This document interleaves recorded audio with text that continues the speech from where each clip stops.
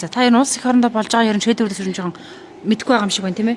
Чи бити ийм муухай хар бараа юм ярил л хүн гоё сэтгэл санаа өөдрөг гоё аялаад ирж их чи. Тэр ингээ аялсан талаараа Тий, тэр онгоцон бүр амар том тий бүр баг бэш мэш юм байна. Хэд хоногийн аяллаар яваад тэр үү? баг ийм нөө хүүхдийн зүгээс Сөүл плазаг Ачид өвчм аашийн. тий тэрийг баг ингээ онгоцон дээр хүүлээд байгаа юм чи. Тэр аялал амар онгоцон дотор чи бар, карике, билард, тав одоо буудал нөө буфет, хоол, моол зүгээр бүх юм. Юу ухаа санаа самраад Казино мөрөдөд тоглоом байх уу гişүнэ?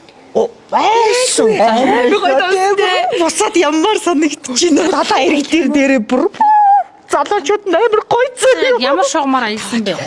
Өөрийн мөнгөөрөө эсвэл төсвийн мөнгөөрөө Яагаад ядарсан айлын хүүхдүүд өөрийнхөө мөнгийг төлөөл 7 сар аялчаал ирлээ шүү дээ. Өөр яах юм тийм биз дээ. Нэг хүний нэг 40 сая гарсан болсон. Аялын компани ч нөгөө хөтөлбөр гаргаад өөрсдөө зохион байгуулаад бүр тасарсан. Амар юм билээ. Хорвоо дэлхийд ийм гой зүйлс байдгаа нэр би энэ хорвоод ямар жижиг юм бэ? Тийм биз дээ. Үн амар дээ. та ер нь бол 40 сая гэдэг бага мөнгө биш те. Та 40 мянган төгрөг аялчаад ирсэн юм шиг ингээ байж ах зүгээр. Иргэдийн мөнгө үстэй чинь татварын мөнгө үстэй.